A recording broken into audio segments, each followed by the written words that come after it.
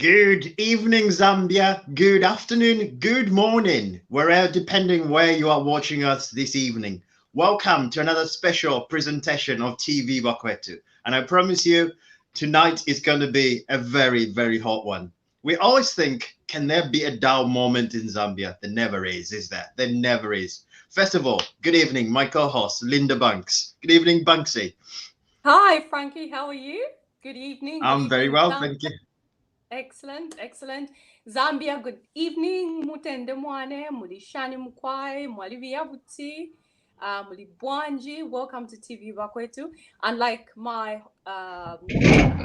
fellow presenter, Frank, said, it's going to be a hot one. We've got two very fiery people, firecrackers, in the name of Trevor Simumba and Akashambatwa. Over to you, Frank.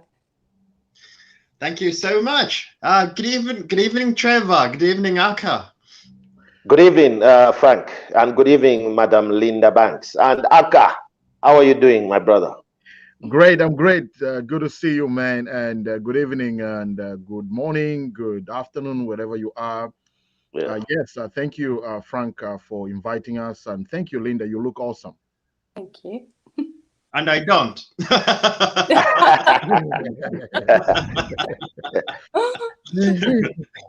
Oh, so Linda. Wow, what can we say? We always think, is that going to be a calm moment? And we always have weeks where we think, maybe we're going to run out of things to say on TVBAKWETU, but Zambia just keeps giving. Yeah. Zambia is like one of those cows that just keeps giving. It doesn't disappoint, does it? The news cycle in Zambia is making England look very dull, including America. You remember when Donald Trump was in charge? It was like every day there was something terribly exciting happening. It appears that Zambia has kind of stepped up and taken over that space.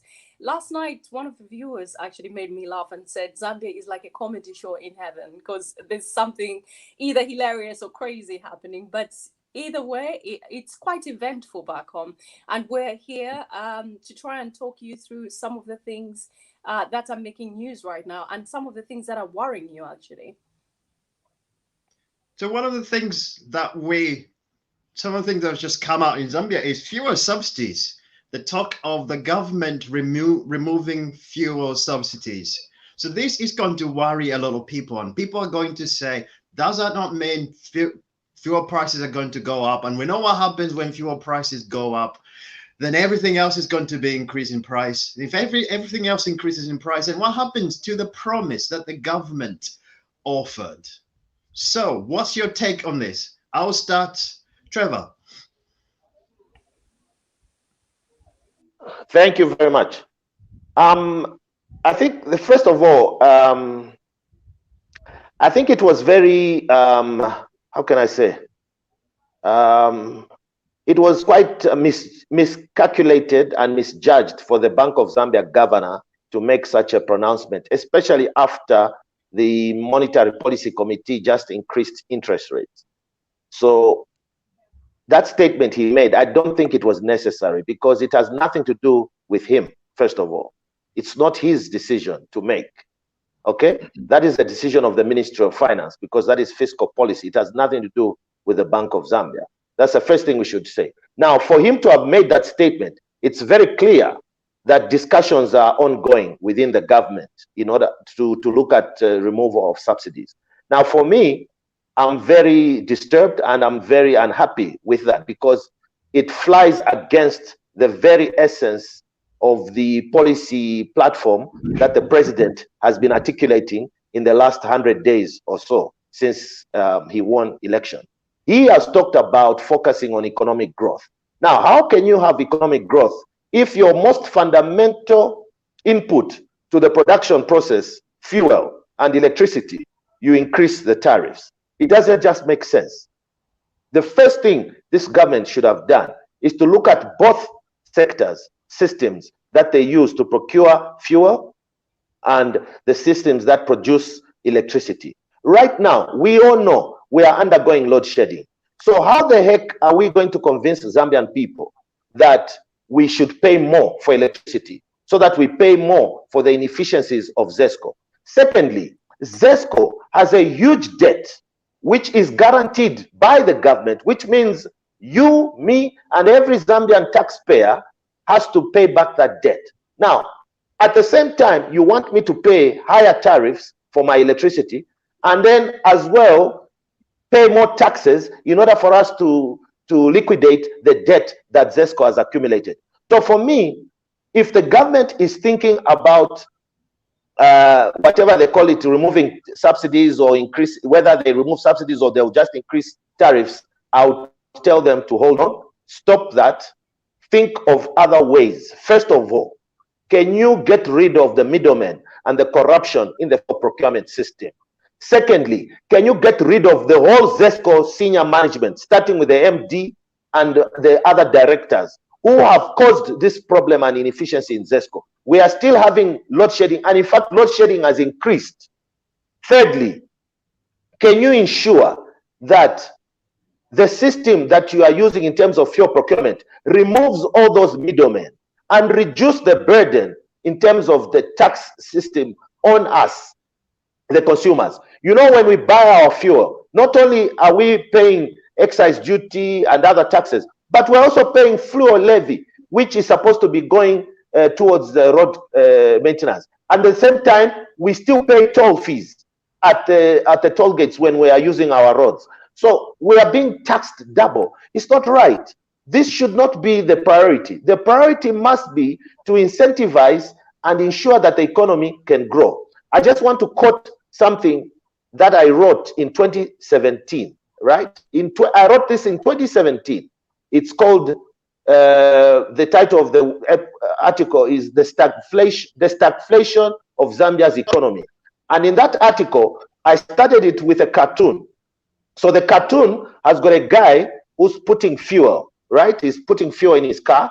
And then the other guy is seated on a lounge chair, enjoying himself, he's relaxed. So the guy who's putting fuel says, man, these fuel costs are killing me. Then the guy who's relaxed, having a beer, sitting with his shirt off and wearing beach shorts, he says, I don't have to worry about commuting anymore. I lost my job. So Zambia's economy right now is in a stagflation state. We are not growing, okay? We are not growing. There's no economic growth. We have a high debt situation.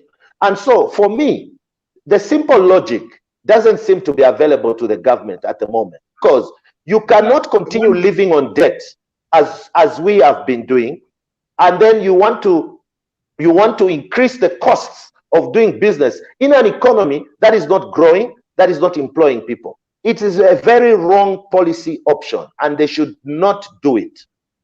Okay. So one may argue. Mm-hmm. So one may argue that in the way the economy has been, maybe they need to be a little bit more of pain before we see growth. And I'll direct this to Aka. So paying from what pockets? Yeah. You want to pay from who? Who's paying? Who's going to pay? You have a very small civil service that is overtaxed.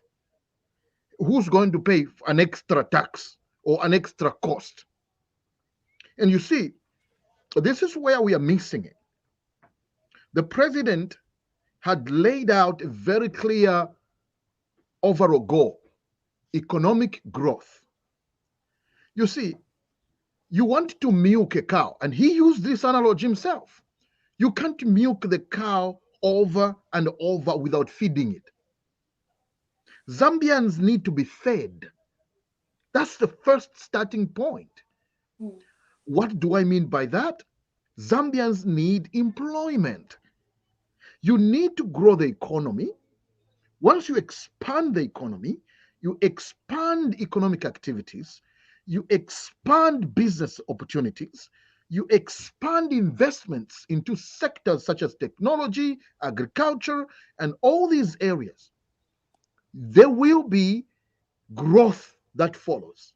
That growth that follows comes with availability of employment. At that point, that is what the president, in fact, was talking about when he talks about increasing the tax base.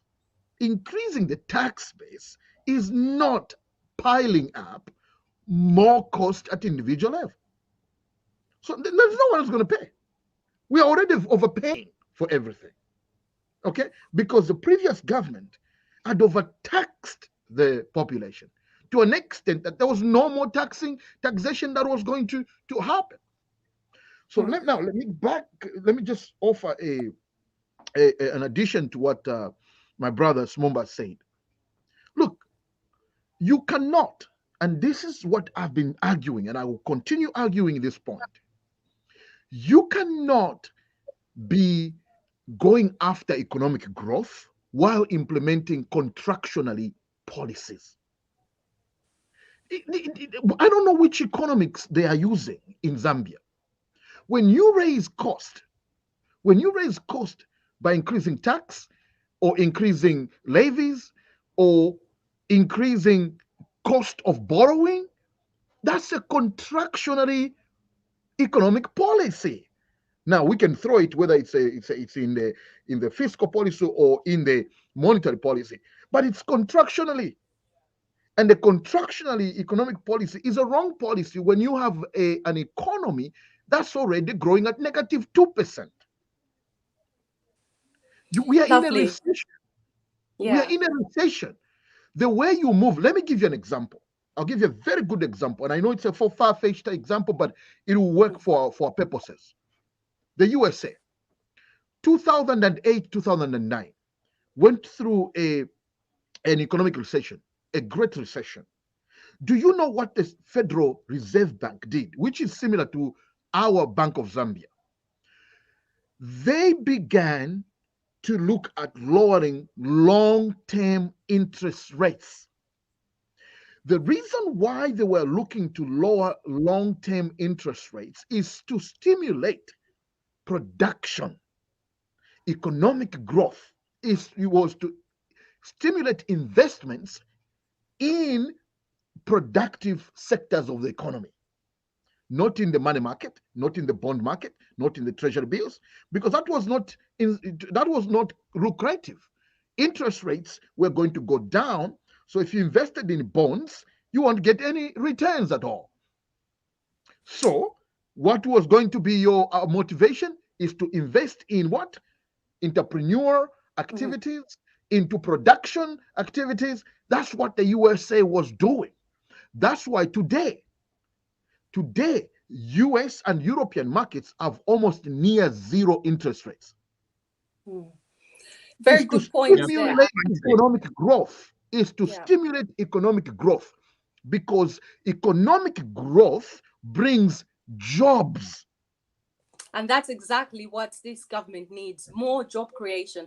My first question to you, Trevor, in your first statement, you said that it's not the job of the central bank governor.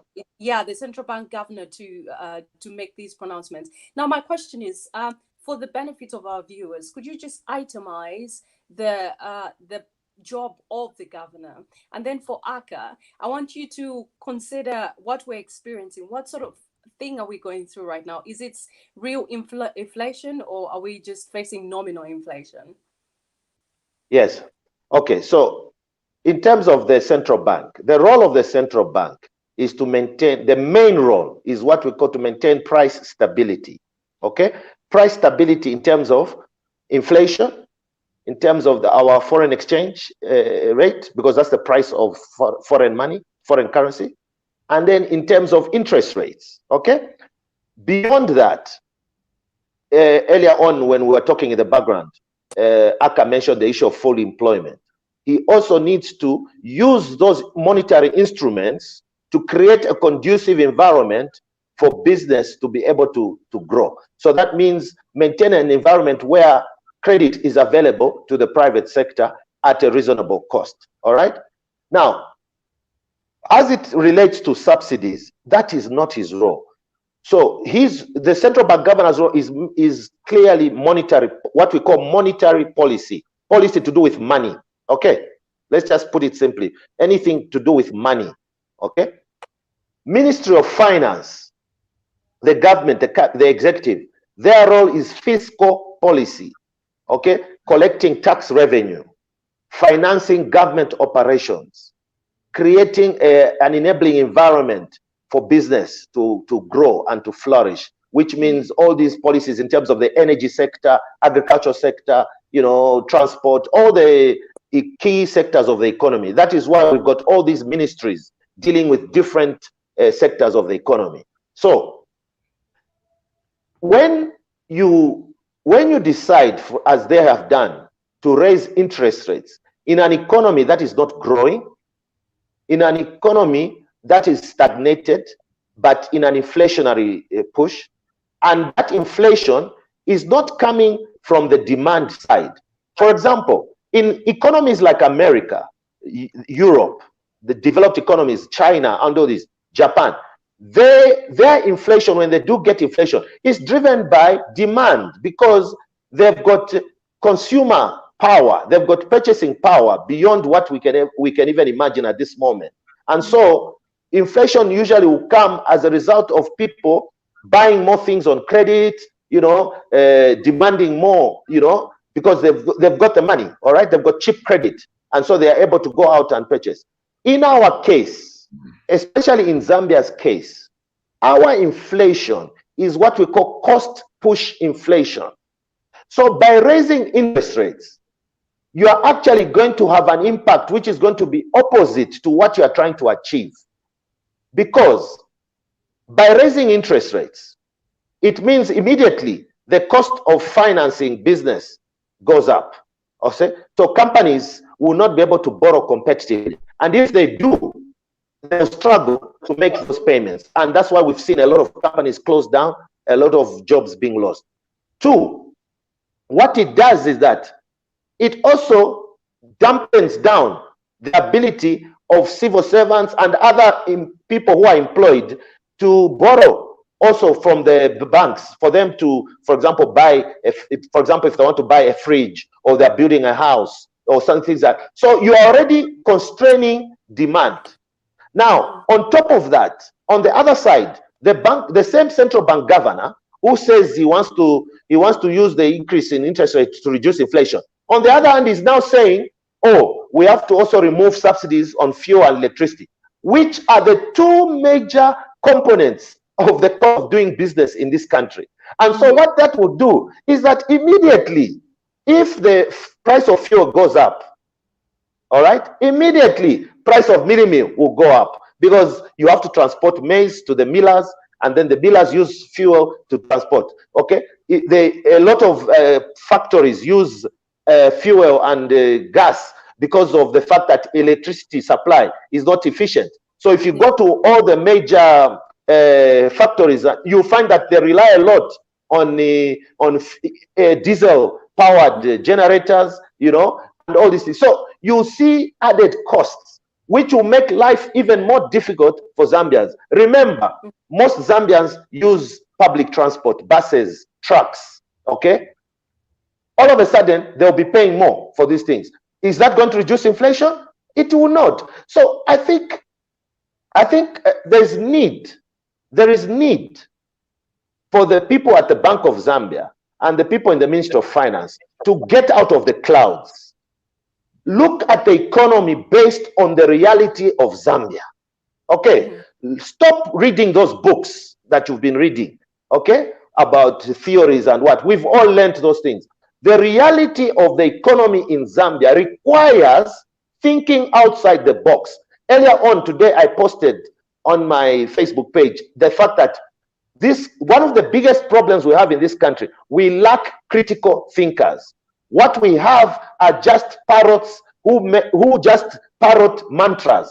Oh, you know, we need to raise interest rates in order to reduce inflation. You are forgetting that the Zambian economy has never depended on interest rates in order to drive inflation. In fact, we have complained for many years in Zambia that monetary policy has very little ability to influence the real economy of this country, because more than 60% of Zambia's economy is informal, people.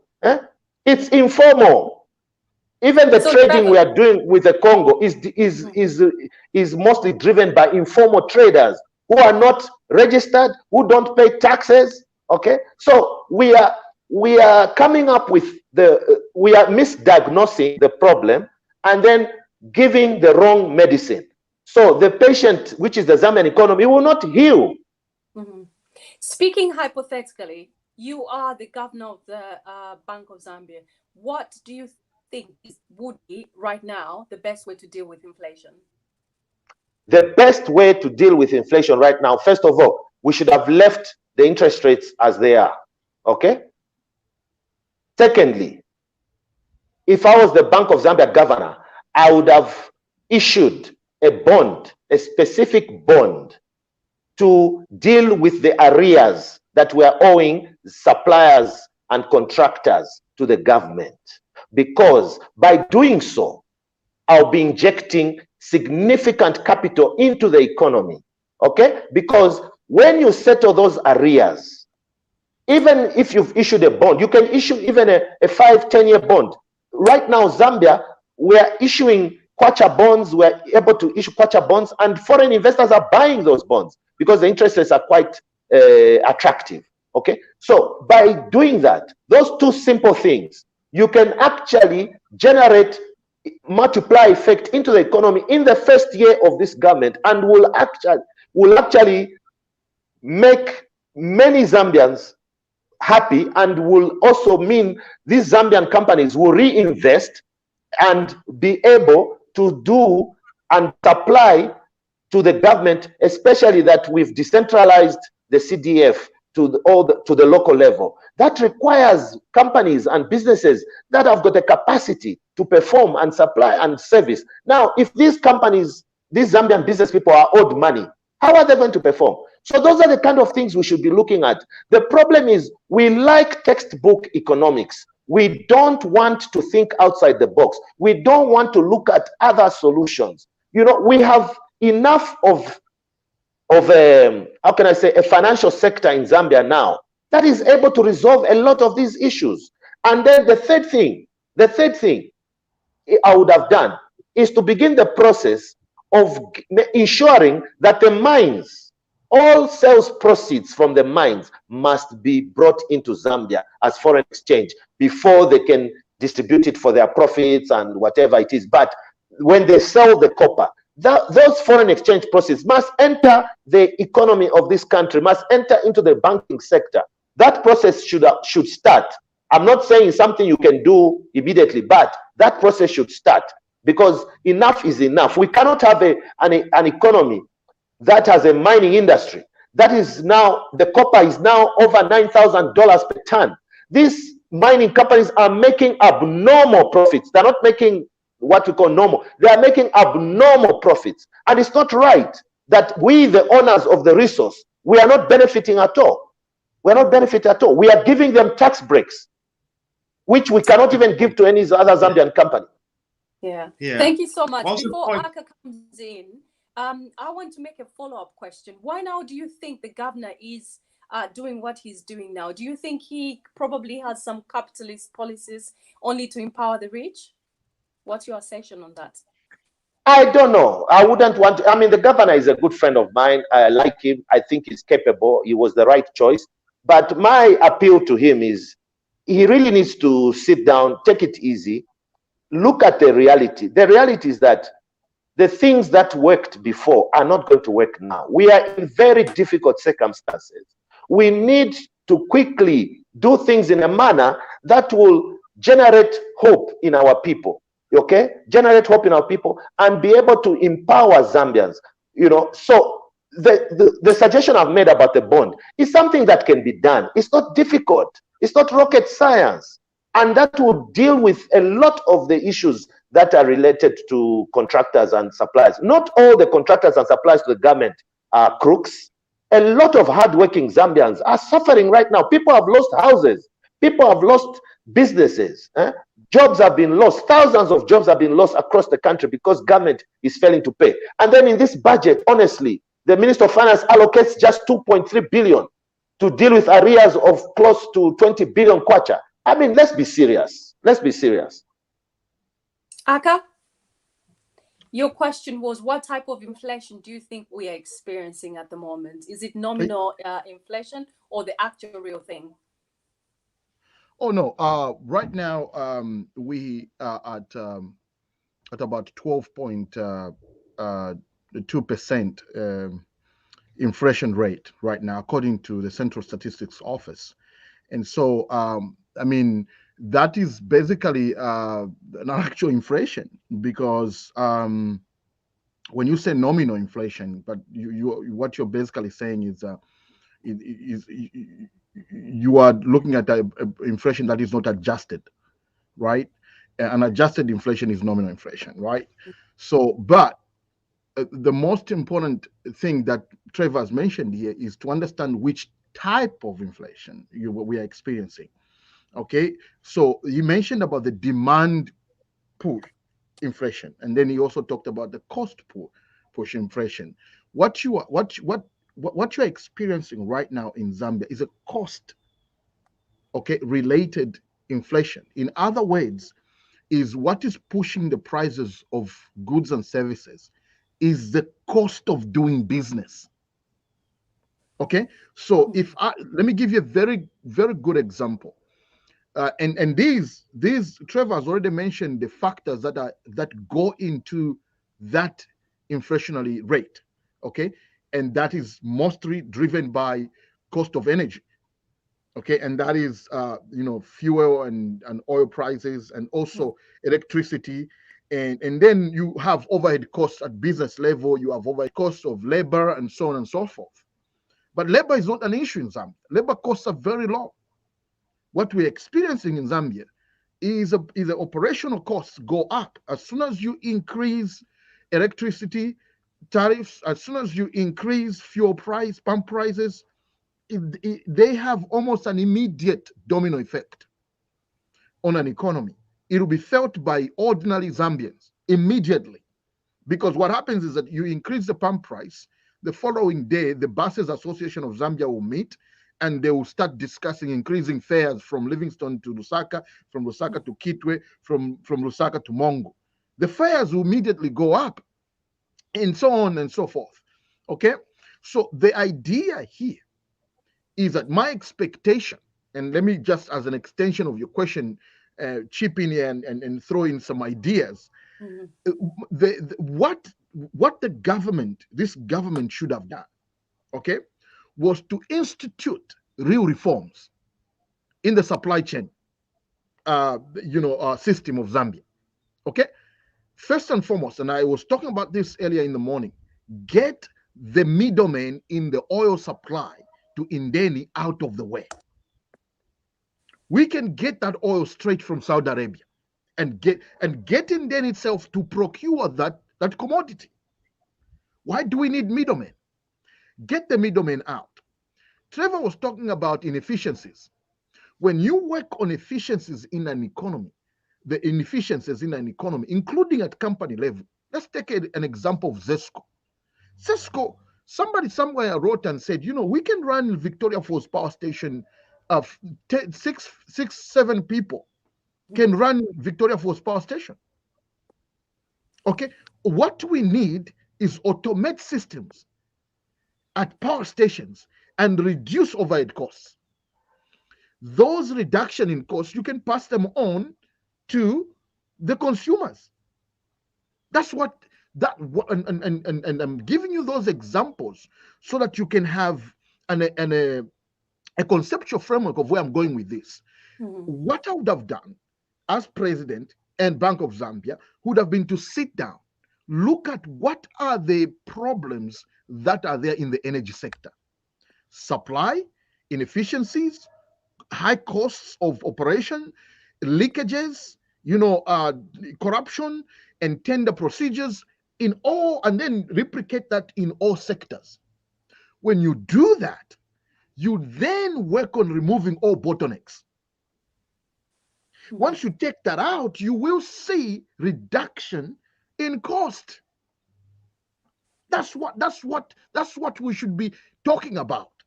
Those are conversations that technocrats at Ministry of Energy should be having with line parastatals like ZESCO, Zamtel.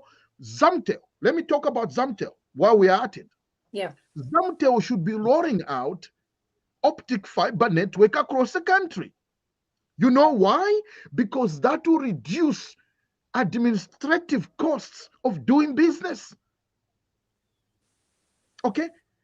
You make sure that each district in Zambia has access to fast Wi-Fi internet connectivity. Business will be done online. We'll reduce the travel costs. We'll reduce this.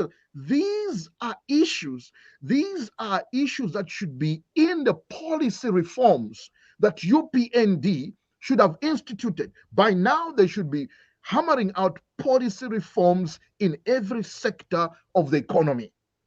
So just on that point, so the Bank of Governor coming out with this statement, and for me, I feel his statement has got implications. It's got other implications for the economy, because what he's created with that announcement is uncertainty. Am I correct? No. Let me correct you there. What the governor is doing is setting what we call expectation.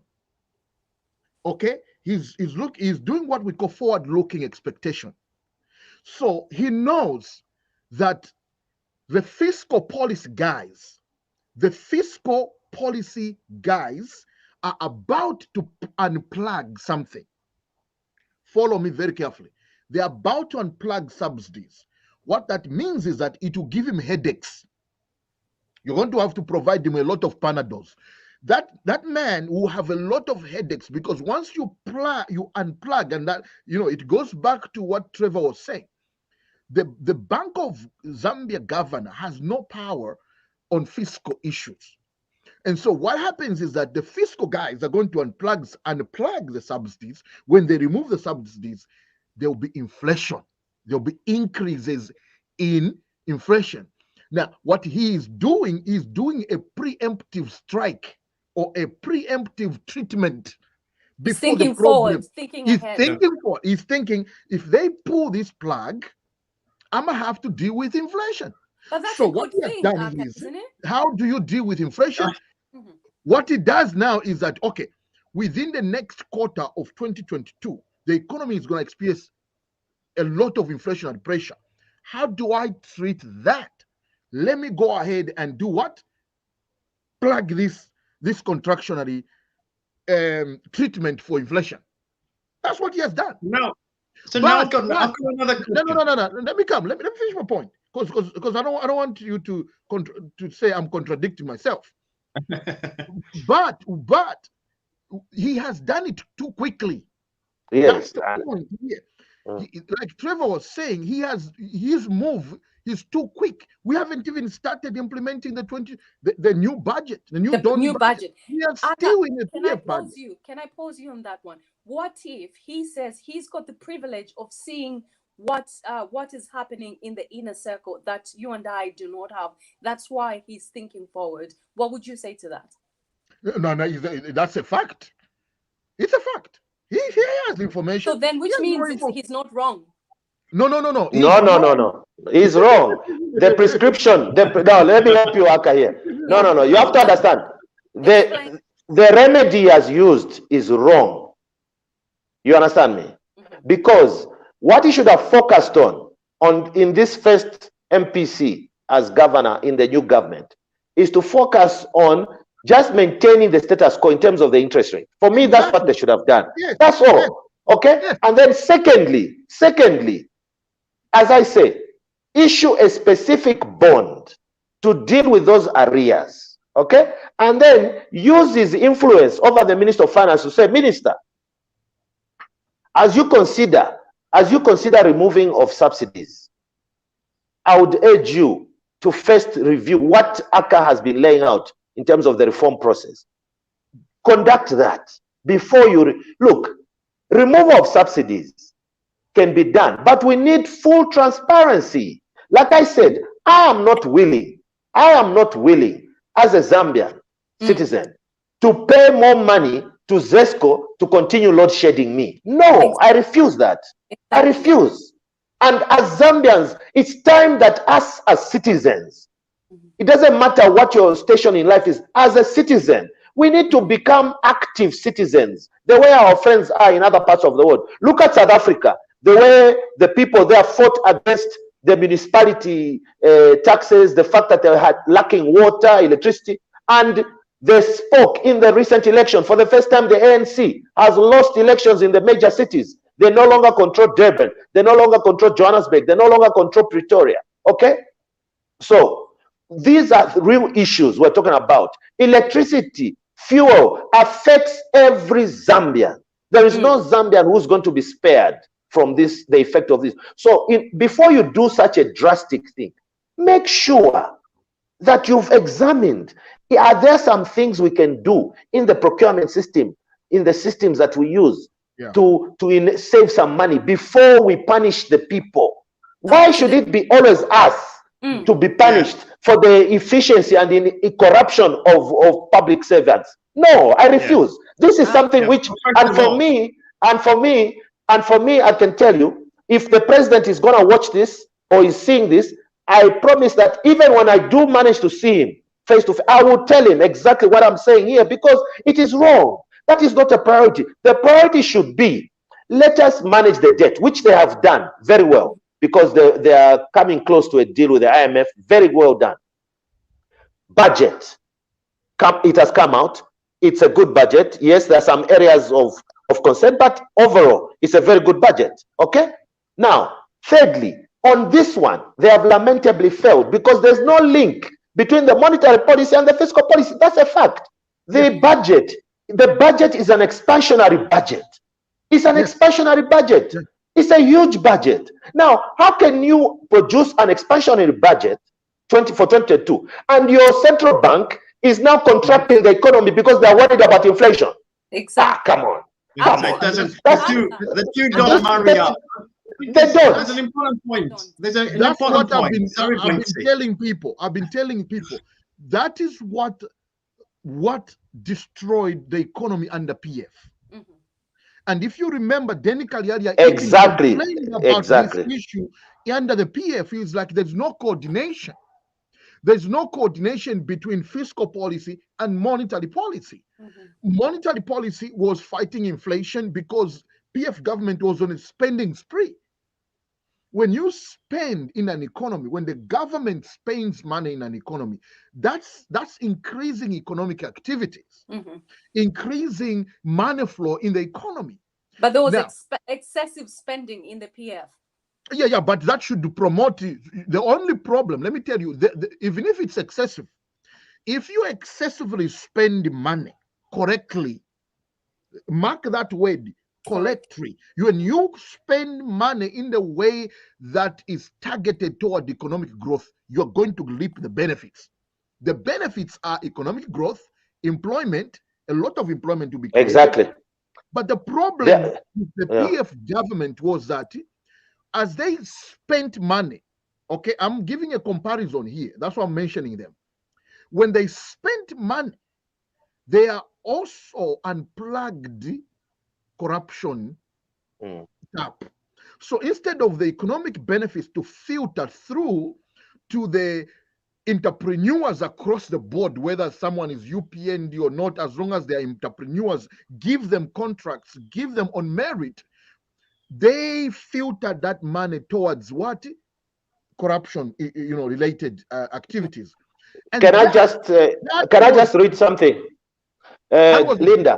Yeah, I think there's a gentleman. I think it's important I read this out because he's made a very valid point. This is a very ordinary Zambian, James Mukotekwa. Yes, James Mukotekwa. James Mukotekwa says increasing ZESCO tariffs is not going to be a good idea. I am a barber man, and most of our customers come with shortages. I'm trying to get back to my feet, and here fuel and ZESCO increment yaba. Now that's a real issue. This is a small business. Yes, this is a small business. Yes, we're coming out of COVID. We're coming out of COVID. Yeah. I just want to ask you both of you for this. Listen, I just want to ask you both. One moment. I just want to ask you both this. So now we're talking about ZESCO tariffs increasing, and we've heard of the mine companies who make billions and billions of dollars out of Zambia getting a tax break. What is the thinking behind that? What's the logic behind that? Because with the message is you poor Zambians want you to pay more, or you rich business people running a mines in our country, we want you can keep your money for this amount of break. What is the policy on that? Why can't we tax the mines more and actually get our people to pay bills less? Mind you, some of these mines still owe ZESCO money for 6 years worth of unpaid bills. Trevor, do you want to answer that? Yes, I can take that. Look, I think it's illogical. First of all, you asked, is it logical? It's illogical. All right. The problem is that our political system is a captured system. Okay. So already the mines have captured this government. It's very clear because I cannot understand why in the first budget of the UPND government, you give a tax break to the mines. You could have just maintained the status quo. There was an aspect that the mines had an issue with in terms of mineral royalty tax. Fine, change that. But at the same time, on the other side, increase another tax so that we get more from the mines. The mines are making windfall profits. There is no doubt about it. There is no doubt about it. And it's totally unfair. And this is something as active citizens we must advocate for. And for me, I'll continue to talk and I'll continue to advocate. We need increase of taxes on the mines. Secondly, we need a local content act that will ensure that a minimum percentage of any procurement, whether it's government, private sector, the mines, must go to Zambian, indigenous Zambian companies. All right? That is something which Botswana has done. That is something which Nigeria has done. That's what Angola, all these countries have done. Even DRC has such a procurement law. Now, why is it so difficult for Zambia? I don't understand. So we have a problem. We have a problem. And we must, because why is it we always rush to punish ordinary citizens? We never, ever ask the mines or anyone to sacrifice for this nation. And yet they have made so much money in this country, and they have succeeded they've made billions. Vendetta, that guy, the owner of Vendetta, became a billionaire because of KCM. Pascal, this Pascal, First Quantum. That guy was just an ordinary executive in one of the mines. He got a concession license. Said he got what's that? Nobody wanted that mine in Solwezi. I forget its original name. The Kansanshi mine. Kansanshi, yeah, in Solwezi. Yeah, he got that, and today he's a billionaire. He's even leaving his company in the hands of his son, even though it's a listed company, you know. So why are we so afraid to simply say? And for me, I had high expectations because HH is a good negotiator. He's a very good negotiator. I had high expectations that he would negotiate something significant with the mines. But alas, all we have is a tax break, and that's it. And the mines are laughing all the way to the bank. Trevor, don't give up just yet. They are listening, and it's our hope that they will make amendments. Now, I saw Aka nodding to what Trevor was saying. I will give you an opportunity to come in and just assert your sentiments on what he said. But in the meantime, I want to highlight Gladson's point here about the loans. And I have a question for both of you. So what do you think the negative effect is going to be after all these plans have been implemented for those people who've got loans? They're running small businesses and they've got they're going to face higher interest rates. That's a fact. The interest rates will rise. Interest rates will rise. In turn, what would happen to the economy on the in turn, what will happen is that the economy will be squeezed. Okay, a number of small businesses will go out of business because they cannot afford to keep up with payments. Okay, and so you'll have loss of jobs. You'll have a decreased private sector. You know, only the large companies will probably survive, and especially those companies who can borrow outside in dollars, because the interest rates, if you borrow in dollars or rand or any other currency, is much lower than Zambia. So the impact is going to be negative, and that's why I don't understand it, to be honest. Because look, the constituencies under the 2022 budget are going to receive approximately 27 million kwacha, right? Each constituency, right? Yeah. 27 million kwacha is about $1.5 million, right? Now imagine $1.5 million across 156 constituencies, right? That's almost $200 million you're looking at. That is the government will make available. Now, ask yourself this question. You are a youth or a woman entrepreneur. You get a contract with one of the constituencies. Maybe either they give you to do desks, or they give you a contract to supply food to the schools in that constituency, or whatever business they give you. And they give you a contract worth 200,000 kwacha, for instance, right? 300,000 kwacha. Okay? But in order for you to finance that order, okay, you need to have maybe 50, 60,000 kwacha, right? We don't know whether they'll be paying any advances, but even if they do, most advances will not go beyond 25%. Okay. Now, if I'm the business person, I've got that order. If I go to the bank will be talking about 20%, 25% at the most, sometimes even 30% interest rate. Am I going to be able to do that business? Are we actually going to see youth and women access these opportunities? No. because you've made it more difficult for them to access finance, which is a major component of any business. Okay, there is no business that runs without finance. You see, so I'm smiling to all myself.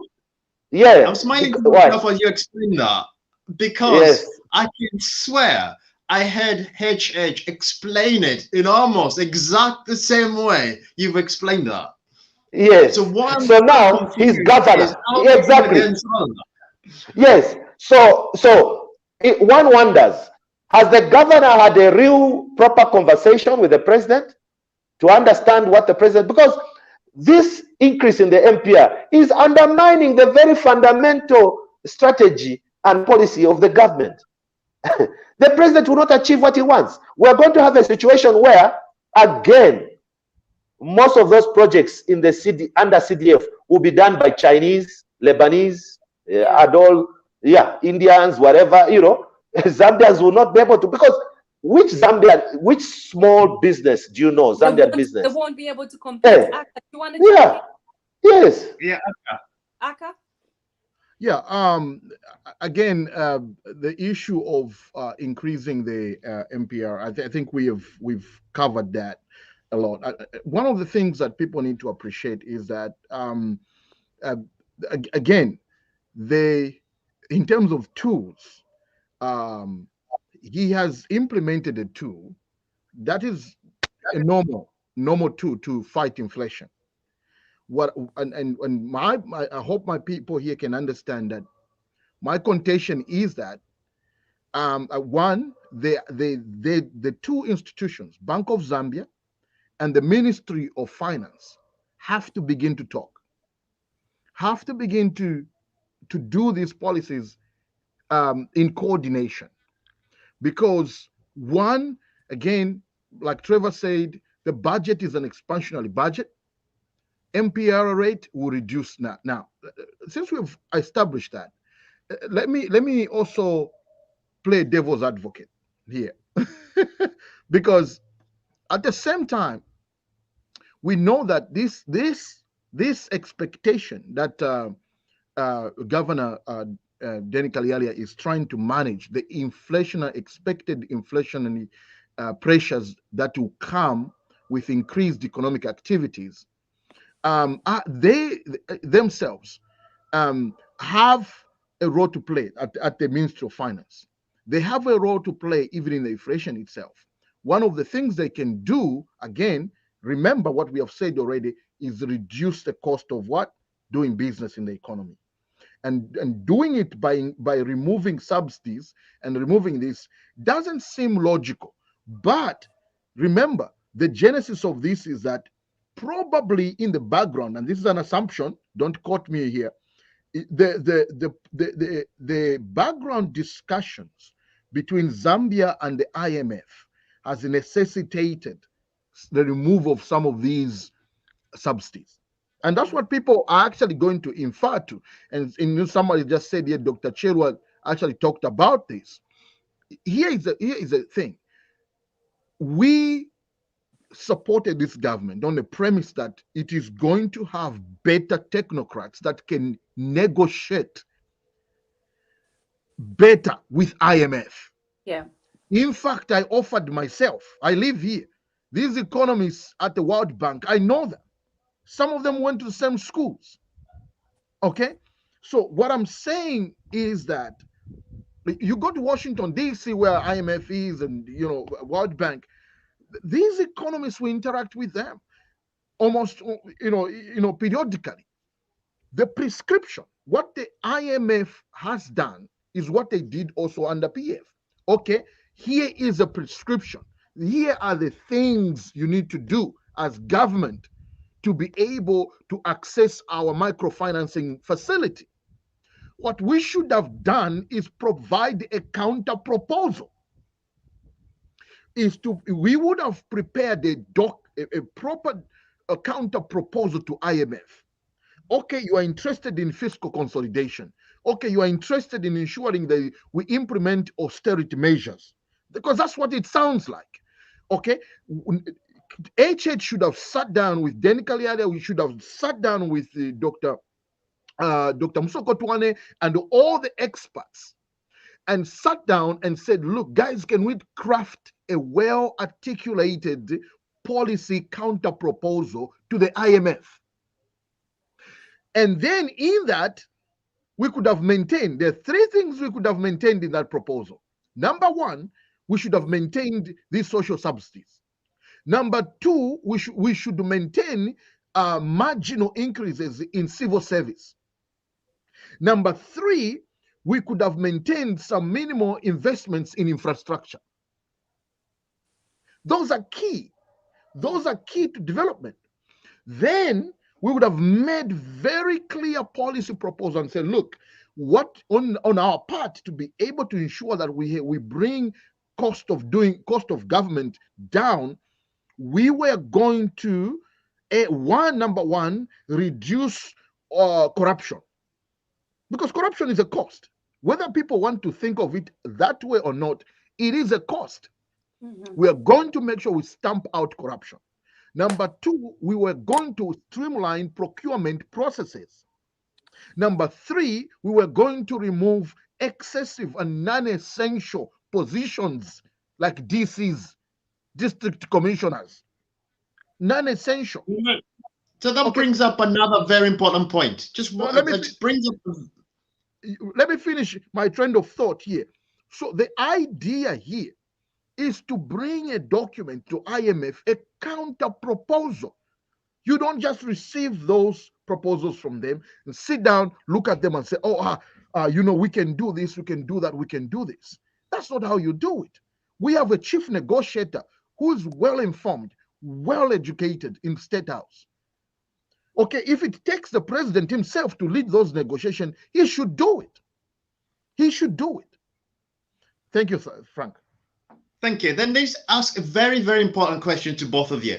Then does it mean that in order for the government to really deliver what some people regarded as an over-ambitious budget, and we thought a very impressive budget, does it mean that for them to deliver this budget, they're really relying on the IMF loan? For them to just... Well, I hope not. I hope not.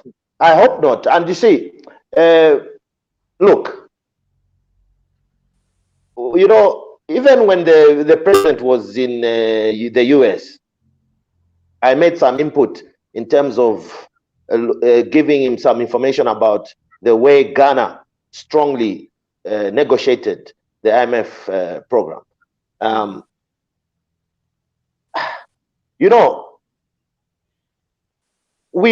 president now has a full team of people. Okay, he's got, in terms of economic team. And I would hope that with Pana's presence now at State House, Dr. Pamela Nakambo, I think the policy coordination will improve. Because the one thing I know about Pamela did a lot of good work at ZIPA in terms of looking at all these policy issues, including the issue of subsidies, including the issue of monetary policy, fiscal policy, debt management. She has all that information, all that data. She knows what the issues are. And I think she will help the president to better understand these things. One of the problems that I see, one of the weaknesses I see in the government of the UPND and also in the president is that, unfortunately, the president came in with a view that he could do it alone. He came in with this so-called Bali will fix it, which I never quite liked. But yeah, we are here today. So what that does is that, and if you look at his initial team at State House in terms of his advisory team, apart from Dr. Oliver Kalabo, the rest are very inexperienced, especially when it comes to public policy. There's a big difference when you are dealing with public policy compared to when you're dealing with private sector entity. When you are in the private sector, corporate governance and whatever, it's very different. Public policy is a very, very difficult area to work in. And that is why it takes a long time for people to become experienced and knowledgeable. You can be the most well-educated person, but if you've never had the experience of looking at an economy at a macro level and understanding how, when you shift one indicator, for example, interest rates, how it affects the rest of the economy. Okay, the IMF and the World Bank, they work based on models. Okay, they have what they call macroeconomic models, which are based on what we call the general equilibrium, which is basically where we, as economists, we say all things being equal, ceteris paribus, all things being equal, if I increase interest rates, inflation will be controlled because there will be less demand, blah, blah, blah. That is, that's the model. However, you need to interpret those models in line with the reality of your economy.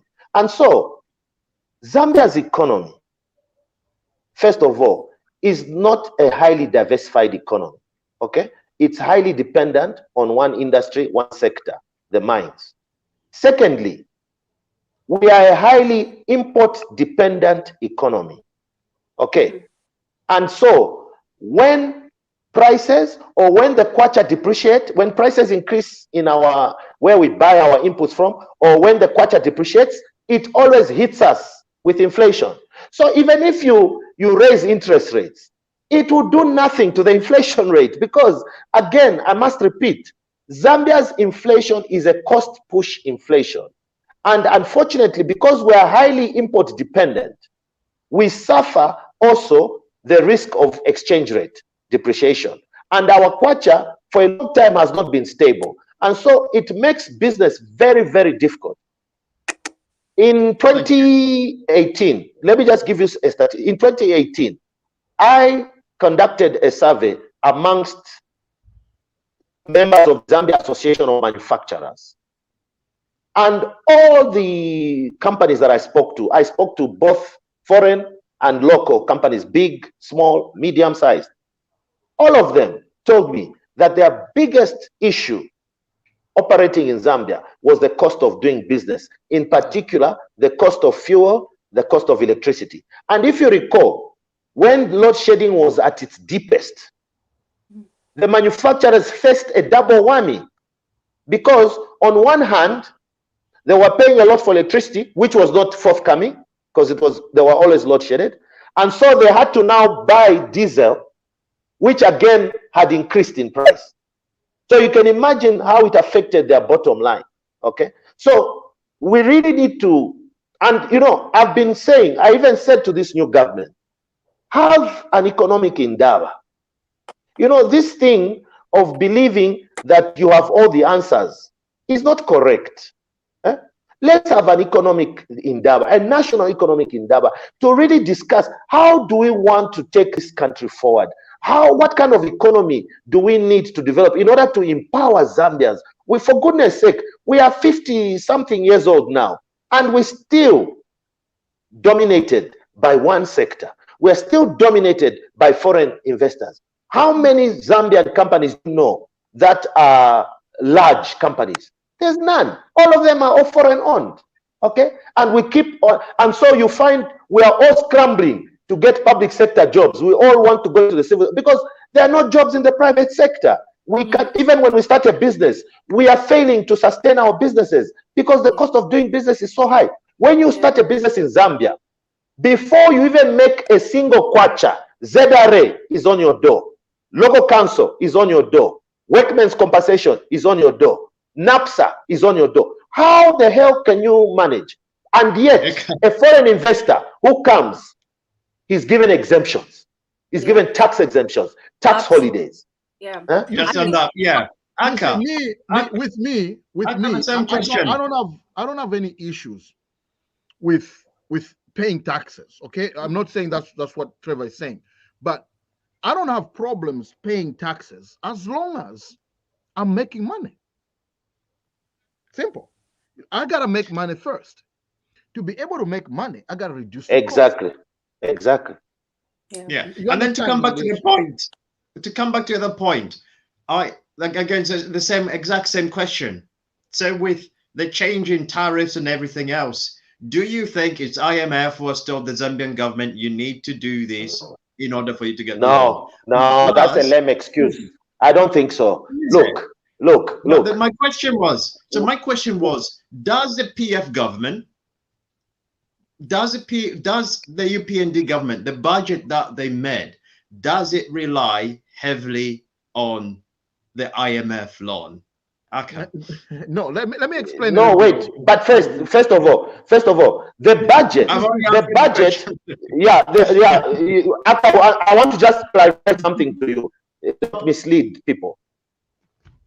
The budget is not dependent on a loan from the IMF. It's dependent on Zambia accessing special drawing rights, which is already our money. It's part of the reserves. Okay. So clarify that we're not getting a new loan or anything from the IMF. We're just utilizing our what we call special drawing rights, which will be converted into dollars, and then we'll use that just in case we don't have the money. We'll use that just in case to pay off the Eurobond, which is due in 2022. Okay, and the budget, if for sure this government is thinking of subsidies, the budget is silent on that, and that is wrong.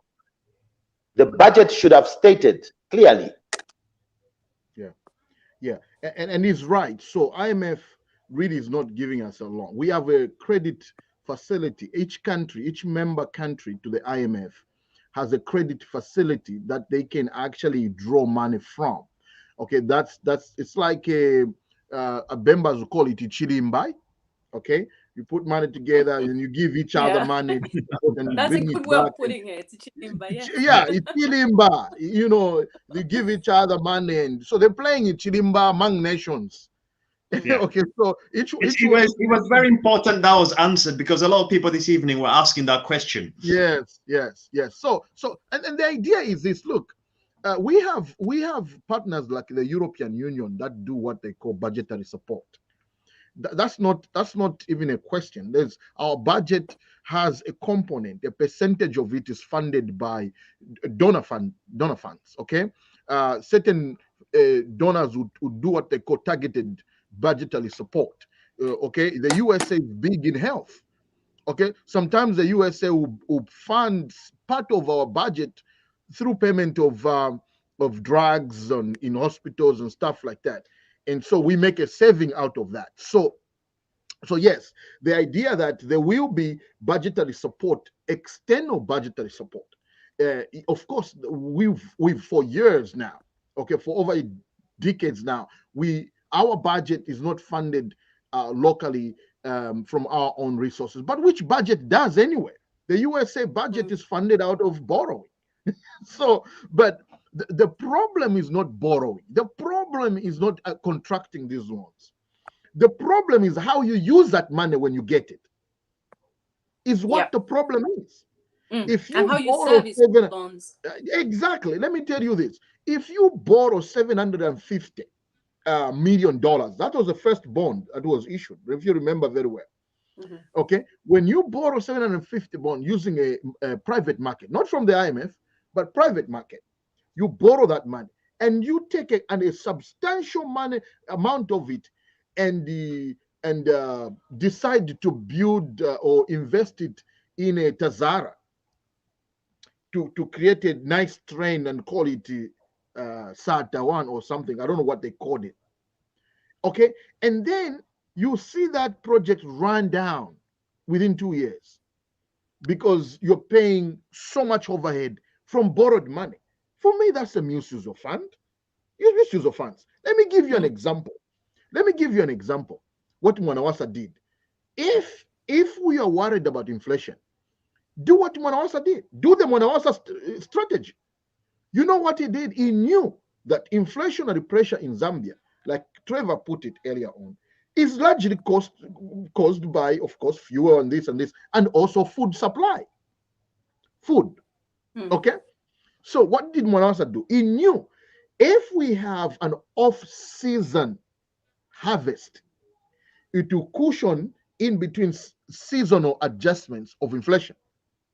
So Mundia Skatana started on the winter maize project. Within 1 year, we had the following year, when we had the winter harvest and then the summer harvest, we had taken out the food variable in the inflationary pressure. That's how you work. I'm giving you an example of a systemic strategy that you could use easily next year. You can do that next year.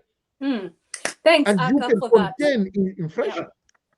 Thank you so much. I sincerely hope that someone important out there is listening. You have given in total about 7 good points that they can actually implement literally right now. Viewers, if you have just joined us, welcome to TVBAKWETU, and we are discussing the topical subjects. And we have Trevor, Simumba, and Aka as our guests. And we've now just been joined by some of our TVBAKWETU family. I'll now pass it on to Patrick. Do you have a question for our guests or just a comment? Can you hear me? Yeah. Can you hear me? Hear you. Okay, good evening, Bakwetu. Good evening, Trevor. Good to see you. Good to see you, Aka. Good evening, Thanks. viewers. Yeah, very interesting conversation. And Aka, Trevor, you keep on repeating the Indaba. Very, very important. Very important. You know, last time we talked about it, we need an Indaba, economic Indaba, because the issues of Zambia, the problems we're facing as a country, does not only depend on UPND government, but all Zambians to come together and find a solution.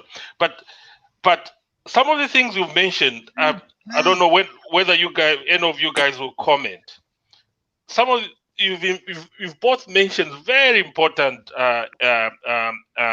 issues, and not only issues but solutions also. But it seems, okay, I've got an assumption. Don't you guys think there is something the government is not telling us about the IMF facility, the conditions behind that IMF facilities? There might be conditions that you have to remove subsidies in order for us to give you that facility. So I think we need to ask the government to tell us what are the conditions of that facility, because it has happened before during MMD government structural adjustment program. They told us to sell all the parastatals because they were, they were loss making. So we don't know about that. But Trevor, what is worrying me is the contradictions between the budget, which is Ministry of Finance. If these subsidies have to be removed, they are not there in the budget. And then the budget is an expansionary budget. But then the actions that are happening now are opposite. Increasing interest rates increase the cost of doing business, which is the cost of borrowing. So if they increase the cost of borrowing, which means if I'm a businessman in Zambia, my costs are going to increase because I'm going to be paying more interest now. Interest cost will go up, which means I'll increase the prices of my goods. Then I'll pass them on to the consumers. So that's inflation again. But again, they are saying inflation has gone down. So how do you? So inflation has gone down, which is a good thing. But then, if they increase the interest rates, they increase fuel, they increase energy prices, then that's going to push inflation again up. So there is a lot of. It looks like Kalyalya, Minister of Finance, and everybody—they're not talking to each other. So how do we make them talk to each other? And then the issues of you mentioned about the issues of ZESCO, inefficiency, corruption, poor leadership. Don't you think restructuring, total restructuring of ZESCO can sort out most of these problems? And then the other thing I've been getting from the president, maybe you guys can propound on this. He's saying is the inefficiency we're talking about in ZESCO. He's saying he's going to bring those efficiencies in government. He's talking about not getting allowances and everything. And in turn, they will spend more money into the economy, which means expanding the economy. But to me, that won't work, because even if you do that, and then there are other contradicting issues like fuel prices going up, and that won't work. So you guys, I don't know what's happening here. I'm lost with words. Thank you. Thank you, Patrick. Now, if I can see he's itching to dive in. No, not really. You see, no. He's just agreed with us. This is a very simple thing. Listen, we are, like you're saying, there is a lot of contradiction in policy, and this is what we were singing under the PF. Policy inconsistencies caused the economy to go into a recession. Okay, like you are saying, you cannot by all means have two contradictory institutions pulling each other into different directions. Fiscal policy is implementing expansionary policies, increasing expenditure to revive the economy, production, output, and then you have on this side monetary policy trying to. Now, here is the thing: what they are forgetting. There's two things you need to remember here. Monetary policies can help grow the economy and can help reduce unemployment. Because in a normal country like the US, I'll give you an example of Federal Reserve Bank. The Federal Reserve Bank has two mandates. Two. They call it dual mandates. The first mandate is to ensure there is stable prices in the United States of America. Number two is to ensure there is full employment, that everyone who's willing and able to work in the United States of America should have a job. Two. That's the job of a central bank. Now, the question becomes, how do you influence that? Okay, in our case, the Bank of Zambia has concentrated on stable prices alone. That's the problem. They don't think that they can influence economic growth through monetary policy. That's why I don't know if they know that. I don't know who are guys in this monetary policy, or I don't know who are economists in that institution. But here is the thing: the Bank of Zambia has an opportunity to influence economic growth through monetary policy. That's the bottom line. And unemployment can come down if these guys speak together and work together. On the issue of the IMF, let me make this point. There is no policy prescription that IMF has given Zambia that we don't know about, that Trevor don't know about, that we have not discussed in class papers, in working papers about. There's no unique policy prescription that has come out of IMF or World Bank that is alien to either me or you. We know about this. These are simple, straightforward austerity measures that you and I do at home. If you, sir, are experiencing economic hardships, what do? You cut out travels, right? You say, today we're not going to eat chicken, we're going to eat what katapa. Because in the intermediate, you want to take care of your reduced income issues, right? Isn't that just natural? Yep. Okay, so why is that a foreign policy prescription if they tell us, okay, you don't have a lot of money, you're not making a lot of money from revenue as a government, therefore implement your own austerity measures? Why should it come from IMF? Thank you so much, Why should Aka. IMF come with the paper, do this, Yeah. which you naturally know you need to do as a human being? Absolutely. Thank you, Aka. I will bring in Dr. Barbara. That very good points you've raised. Another example you could use if we have to break it down, because I can see some hilarious comments here. I'm trying to stay professional and not laugh. Our viewers are so witty. They're talking about, this is group A conversation, but you guys are breaking it down really beautifully so that everyone can access this very important information. And just to break it down ever so slightly again, take, for instance, you are a family, all of you guys on this panel, family men and women. There's a couple, husband and wife, or two partners, and one of you has to go to university. What are you going to do? You're going to cut down on certain things because you only have one salary coming in. So simple logic like that. Yeah. should that today be called no IMF prescription? No, it should not be prescribed by your neighbor. That's how How is that even become an IMF issue? No. Okay, so that's what. And listen now. Let me give you now the concept here. That is what we should be doing now, as the new Dawn government, is to prescribe unto ourselves austerity measures, so that when we go to IMF, we are just saying we have already done that. We have already give us access to our credit facility. We have already done all austerity measures. Simple. Yeah. Let me give you an example. Lovely. What is the logic of him? Aren't you going to Barbara now? Yes, we'll go to Barbara and then thank you. Hey, this lousy man talks like a Bemba. That's the problem. I will leave here in a few minutes. No, I'll be leaving you, Bane, because it's Thanksgiving dinner here. So oh yes, of course. I just wanted to say thank you again for inviting me. Thanksgiving. Yes. Thank you for coming. Thanks for coming, big bro. Happy Thanksgiving. Happy Thanksgiving, Aka. I'll be coming to the US in February, so this time we have to meet. Eh? We will definitely meet. But Woaka, is that our tradition as Zambians, Thanksgiving? Yeah, but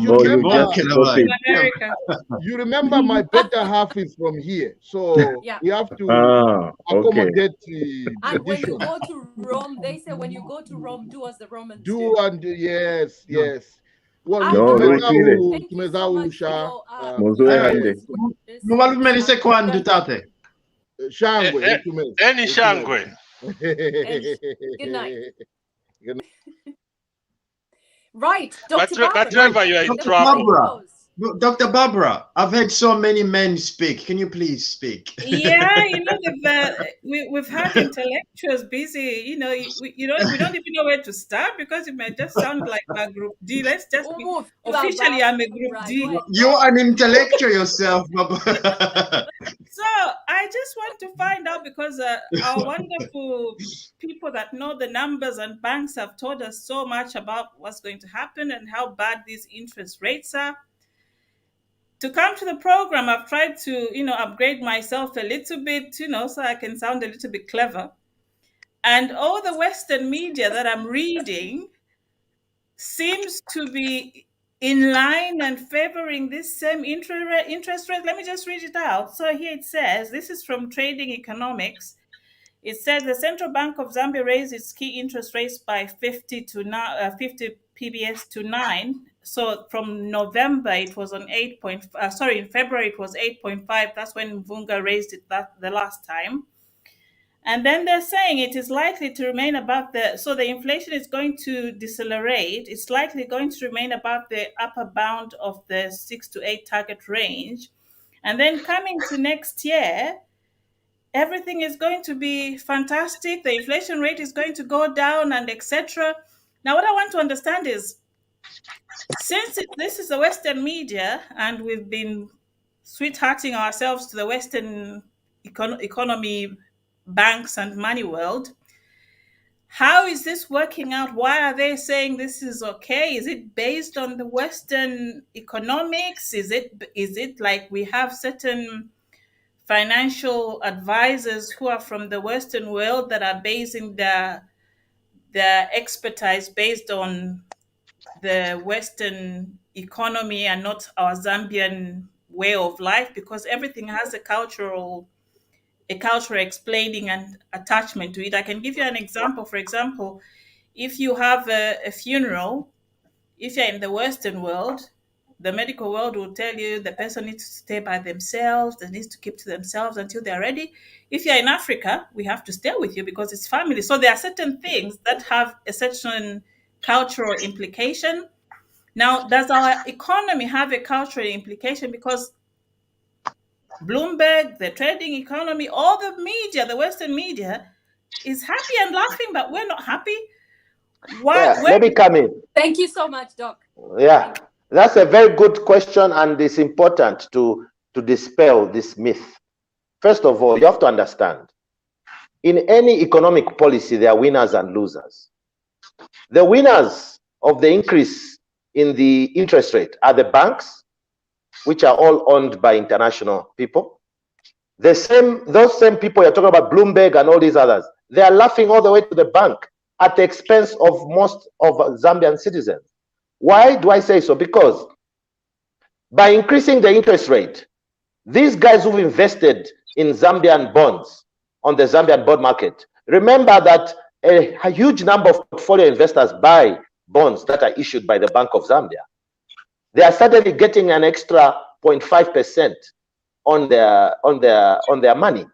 Okay, and remember that the kwacha has recently appreciated. So which means if 6 months ago I bought $10,000 worth of bonds in kwacha, that $10,000 I exchanged it at 21 kwacha, right?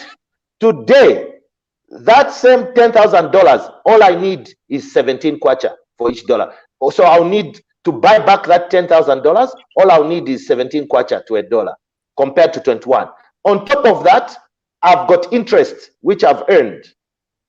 You understand? So, and the problem is this: if our leaders continue this attitude of wanting to court the West, they want Bloomberg to give them coverage, they want CNN, they want to attend summits, they want to go to the London Metal Exchange, blah blah blah, you know, and enjoy and be patted on the back. Oh yes, your policies are good.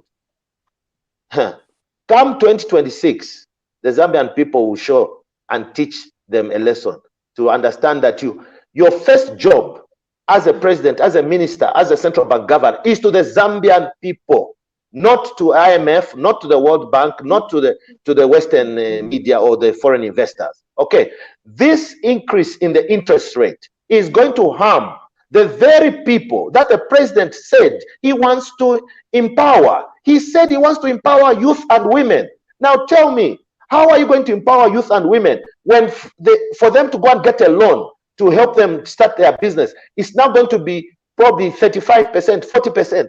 Honestly, which business in this world can you do that can give you a return that will enable you to pay back a loan of that amount? Okay, so what you're going to see is a lot of Zambian SMEs falling out of place, and the large companies will continue to dominate.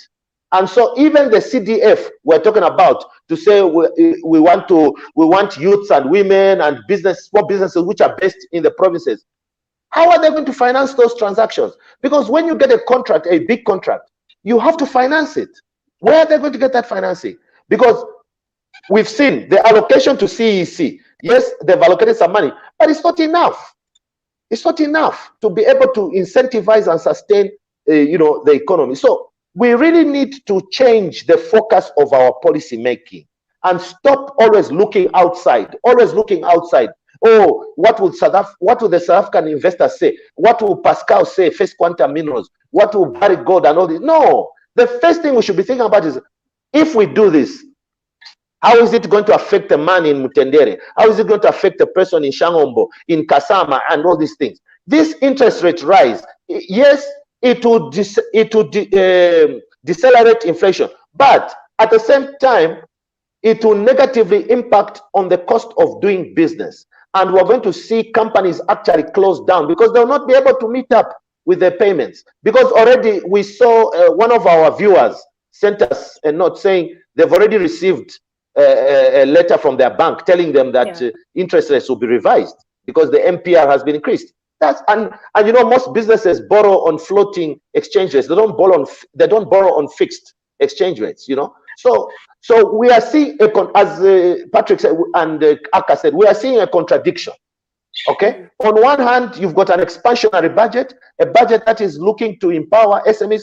For goodness sake, we've created a ministry of SMEs, okay, to try and focus on getting SMEs. How are we going to do that if credit is still going to be expensive? How are we going to do that? The president himself knows from a professional level and personal level how important it is to reduce the cost of doing business. He knows. Now, why is the central bank being allowed to contradict fiscal policy? No, that's not right. Absolutely, you're so right. So they're literally, one is pulling the other way and the other one is pulling the other direction. Lack of communication there. Welcome to the program. The floor is yours. Hello, did you call upon me? Did you invoke my spirits? Go for it, please. Anyway, Boss Mumba, thank you so much, my brother. You are, what you have just said here, you are a lifesaver. I wish, thank you, sir. I wish somebody is listening and could just emulate from what you just said, or rather put you in a strategic position. My concern, my brother, is every government, we are so tired, we Zambians also, we who are just listening, each time we bring in a new government, we have economists that are coming up and try to beef up and give support to the current government. And then what happens at the end of the day, we end up being duped. The policies they're making, they don't make any sense. The next thing we see, the economists are busy contradicting one another. This ought to have been done, this ought to have been done, this, leaving an average Zambian shocked that, oh, what is the rest? Wallace, you guys, you are the ones who know what is going on, and you're not telling the nation. There's a lot of secrecy. So my concern is, I just hope that this government is listening or doing something positive to mitigate these anomalies, because it is too much. We just came from this huge economical bash by the PF, who had economists, educated people that were advising this is the way to go. And here we are, coming back to the same old things again. So I'm sorry about that. It just came out wrong. I just had to pause that program. Viewers, if you're watching, sorry, it came out wrong. Otherwise, we want the economy that is going to focus this time around on an average Zambian, an indigenous Zambian, so that we improve their lives. Because many lives are suffering, and we have lost so many lives at an expense of politicians. Because all these businesses that you are talking about, my brother, the people that are going to benefit from these are these very politicians. You saw what happened in the previous regime, that they have no business experience whatsoever, but they come up with small fake companies that are going to boom. Within few months, the company has millions or billions of kwachas in their account, leaving an average Zambian suffering, or in the name of, we are doing, this is economically benefiting us, benefiting the Zambian people. No, it's them, not us. So if we're to the implementation where individuals, people on the grassroots, they're benefiting.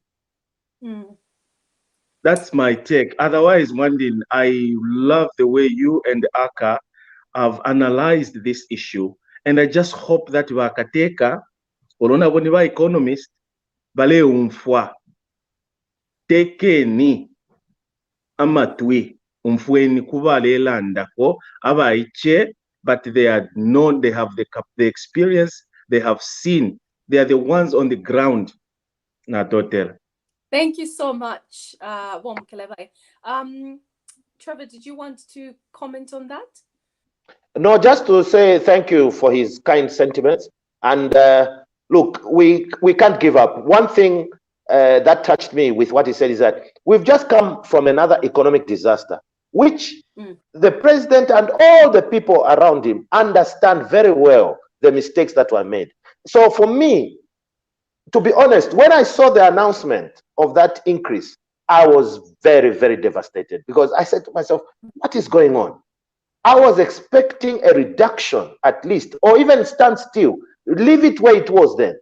But to increase it, and by what we call 5 percentage points, 0.5, that's a lot. 0.5% on a kwacha alone, it's a lot of money. So I really don't understand what's going on. You know, sometimes you run out of even words. But you know, I thought about it. In fact, when Elias asked me to come, I almost said no. But you know, something, my spirit just said to me, no, no, no. Just speak as the way you see it as a professional, because this is your country at the end of the day, you know. So just speak. Hopefully they'll listen. But for me, one thing that I've made up my mind is that whatever the case, I am going to do whatever I can to contribute to my country, whether it's being able to support young people to you know, because a lot of young people and women will need help to structure their businesses in such a way that they can benefit, because this budget is very encouraging. There is a lot in this budget that can empower many Zambians, but you can't do it by magic. You have to have systems and processes that ensure that you go in that direction, you know, so that you have what we call a whole of government approach. So the whole of government must understand that, look, the focus of this government is to empower Zambians. Zambians should come first. We see it in many countries across the world, not just in Africa, but in Asia, Europe, everywhere. It's very normal. I have done a lot of work as a consultant for foreign investors, and they always tell me they are surprised by the level of ease with which they can go about doing business, purchase land, be able to access government contracts. You know, there are some countries where, for example, they don't allow foreign investors to access government procurement. Okay, but here we're just like that. And I was in my mind, my genuine hope for this new Dawn government was that they were going to genuinely change the way we do things, okay, and involve teamwork. Listen to people who are not even in your inner circle. You know, it's very important. Even if that person is criticizing you heavily, listen to them, call them in. This is something that President Mwanawasa used to do very well. President Mwanawasa was a president who, yes, he was temperamental, but he was very open. If I remember in one meeting, I was still an economist in the Ministry of Trade, and we were in a meeting, and the permanent secretary was the one was representing our ministry, and they were all senior people, but I was there to take notes and you know advise them. But there's something that the permanent secretary said which I didn't agree with, and so I said, sir, excuse me, I don't think that's correct. Then he told me to shut up. He like shut me up, said, no, you. Then the president said, no, allow him to speak. If he has something that he wants to say, allow him to speak. So I spoke, and President Mwanawasa took what I said and said, no, we're going to follow what the young man is advising rather than what and I can tell the permanent secretary, we went to work, he was very upset, but there's nothing you can do, because in the civil service, you cannot be fired by a permanent secretary or anybody just because you've expressed a difference of opinion, you know. But that's what we need in this government. You need a president who's going to listen. Look, HH is very well educated, he's very experienced, but he doesn't know everything. None of us, there's no human being on this earth who knows everything. Okay, so he needs to be open-minded. He needs to allow people around him to say to him, no, Your Excellency, if you want to achieve this, the best way to do is this way. It cannot always be, this is what I want, and it's done that way. This is why we're seeing mistakes, because it's very clear. It's very clear that institutionally, the Bank of Zambia and the Ministry of Finance have not been talking. They have not been talking. Because if they were, there's no way they could have done this. There's no way they could have done, and there's no way the central bank governor could have also followed up by making such an inflammatory statement on subsidies. It is not his place to do that.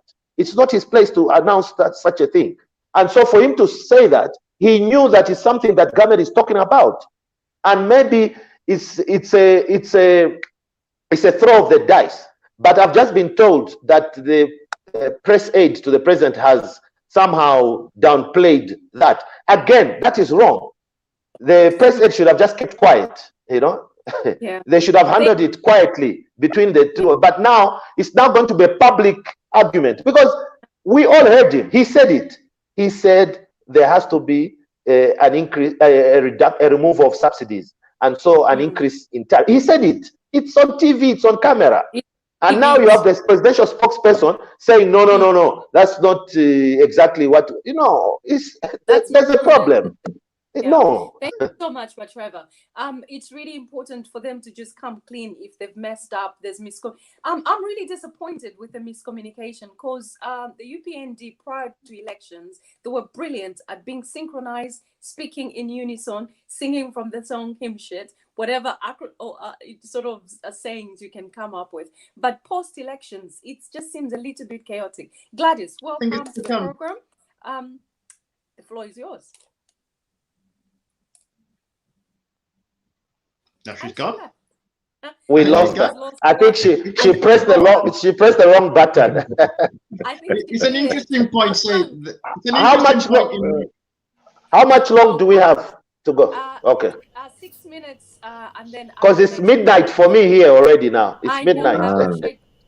But Trevor, you're always very generous with your time, but we don't want to take liberties here. So I love BAKWETU. That's why I love you guys, you guys. Thank you. You're doing a fantastic job. The feeling is mutual. Thank you, sir. Gladys is just coming back. If you could make a quick question, then we'll let our guest go and we will carry on discussing.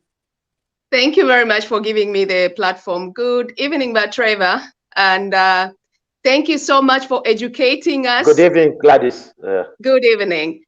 You've brought this special paper one onto the level that we can, each and everyone can understand. A person like me has learned quite a lot, and please continue doing the good job. And it's a pity. I would say that, I'll comment to say that is this what we can call the investors' confidence, where we have to work to be awakened with the slumber, like we've been slapped. It's not even 3-4 months ago when we've been promised, and suddenly we see how do the government increase the tariffs from nowhere, where there's a load shedding which keeps on making documentation in the Zambian history. And how is that woman at the market going to sell her tomatoes, knowing that where she's going to order her stuff, she has to use her transport, and when she come back on the market, she'll tell the people that this bunch of tomatoes are costing at 20 kwacha, and when the poverty rate is high and the unemployment rate is high, how can the Zambian people compromise on this one? What can be the explanation? I know you have explained it all, but it's really, we are disappointed in all this. And I think if I had to give just a little advice with my little knowledge from what I've been getting, I can probably advise that they could probably bring in the solar power. The government should invest in the solar system, because when they invest in the solar system, it will be very easy for them to discourage to use power. Instead, they'll be using solar. But again, for installation of that solar, how many people are going to afford that solar power when the unemployment rate is so high? So can kindly the government do something about it? I'm sure the president is listening. So I don't know, that's just a statement I could make, but I would say that I've really learned quite a lot about Trevor, and thank you. Thank you. Gladys, you've just given a very good solution on the energy sector. You see, earlier on, I don't know if you were listening to me and Aka, earlier on we said, the priority right now should not be about increasing tariffs or so-called removing subsidies. The priority should be first, restructure and reform ZESCO and our fuel procurement system. Identify the bottlenecks and the middlemen who are corruptly inflating the prices of both energy products. Once you do that, then you restart. Then second level now is what you're saying. You start saying, okay, so instead of us trying to connect all the way to Shangombo lines coming from another part of the country, why don't we look at off-grid solutions such as solar? You know, in some of our rural areas, we've got waterfalls like Northwestern Province, Northern Province, Luapula. We've got enough waterfalls where you can actually develop small hydro power stations to power that particular area. Okay, the mines. Why should we continue subsidizing and supplying the mines? The mines should be able to afford to set up their own power plants using solar, using hydro, they can begin to make deals with the independent power producers so that we reduce the burden on the government, so that now the production that remains with ZESCO is able to be distributed to the rest of us in the urban area. So there are solutions. The problem is that, why rush? What is the rush? What is driving this rush to say we have to remove subsidies, we should increase interest rates? How can increase of interest rates become a priority in a nation that has unsustainable debt? I just don't understand. Because one would have thought that one of the things you'd want to do is reduce the interest rates so that we reduce the burden even on the government. But you're increasing the interest rates, making it more attractive for banks to lend money to the government rather than to the private sector. It has an effect of what we call, which the governor knows very well, crowding out effect. When government is borrowing from the central bank, it crowds out the private sector. So there's a lot of contradictions, but we, as citizens, we have to remain active. And that's why I'm very happy that TVBAKWETU is dealing with upcoming issues like this. I think we need to continue to talk. We need to continue to use whatever influence we have, each of us, and do. But as Patrick always says, I come back to my point. If we can have an economic indaba, it will open up a lot of solutions. Because you see, many Zambians, an economic indaba doesn't mean you only invite economists. No, everyone, farmers, engineers, doctors, everyone sits and you discuss sector to sector. You sit down, you say, okay, mining, what do we want to achieve? What's the vision? What do we need to do? What stakeholders do we need to bring in? What should be the policy framework? What should be the regulation, the legal framework? All these things.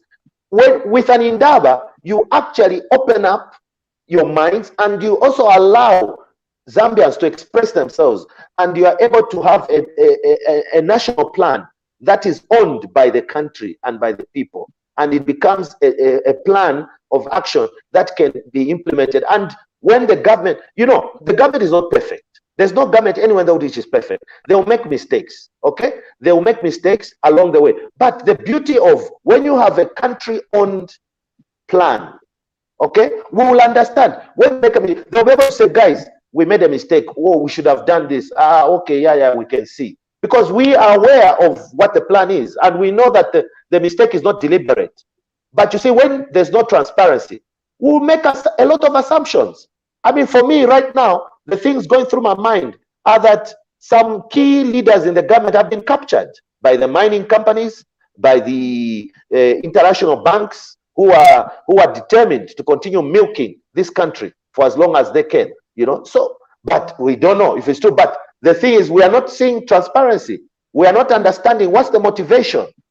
We thought the New Dawn government was all about a change, a reform, a change in the way we do business, a change in the mindset, a change in the attitude, where we are not insulting people just because they don't agree with us. But look what is happening. Anyone who talks, I'm sure after this show, I'm going to receive messages and all sorts of nonsense from so-called UPND supporters telling me, oh, you shouldn't criticize. I mean, come on. What kind of country are we going to have if you cannot criticize? If you cannot say, sorry, I don't think we should do that. We should do it that way. I've not insulted anybody. I've not accused anyone. So what is the problem? And even if I insult, I've got a right as a Zambian. In America, they allow people insult politicians directly to their face and nobody arrests them. But in Africa, it's called defamation. Thank you so much, Trevor.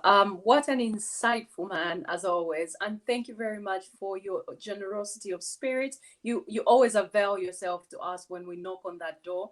And we won't disrespect you by keeping you longer than you need to be. So I'd like to say thank you so much, and feel free to take leave.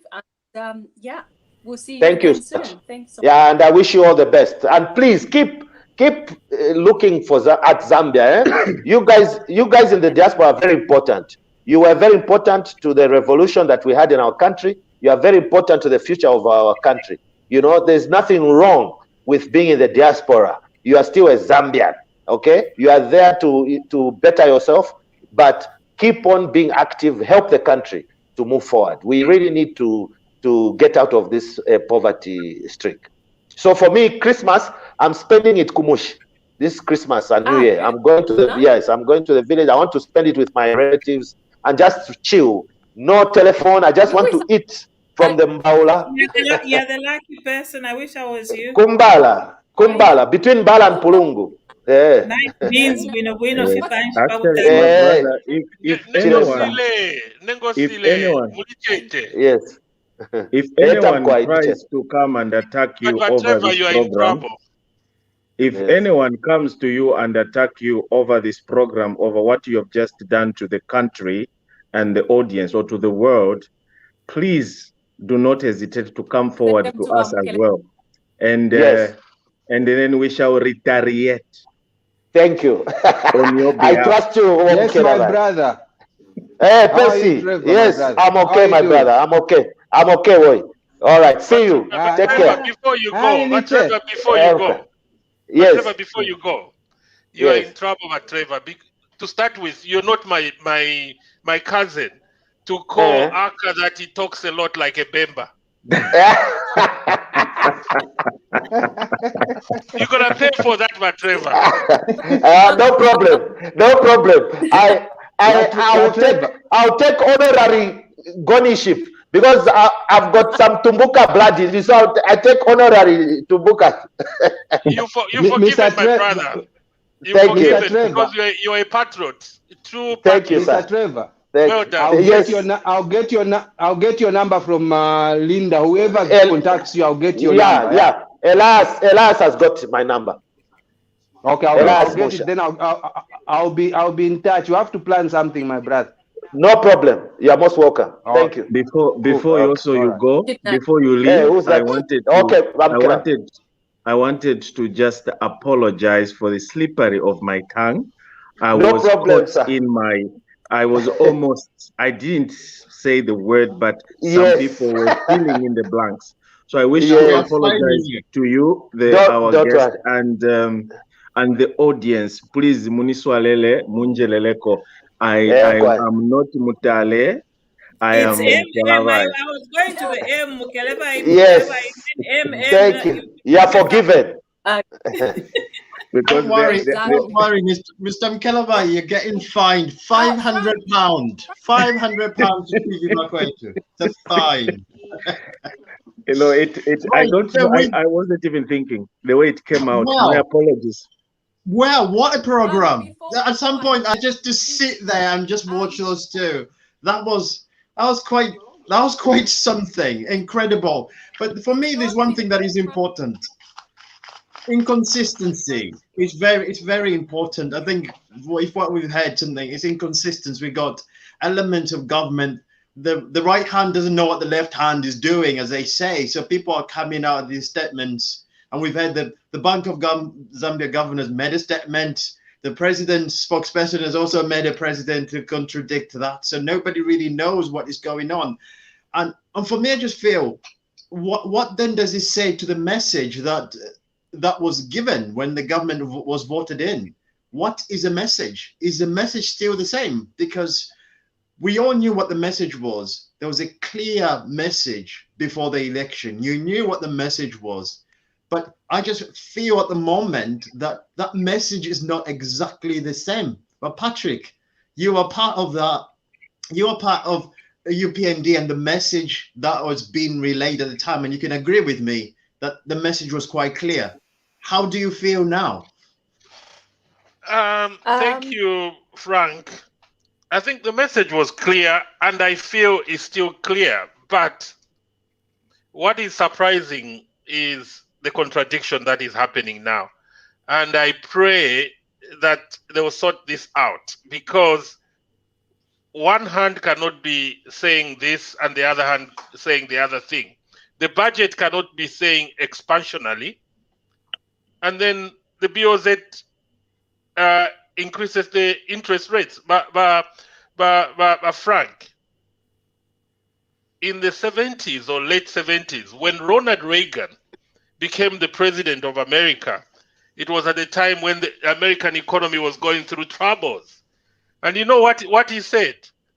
He's going to reduce the interest rates, and he's also going to reduce taxes. Everybody was laughing at him, says, "You are a madman." But you know what happened? The economy grew at the fastest rate ever in the history of America, just on those two things.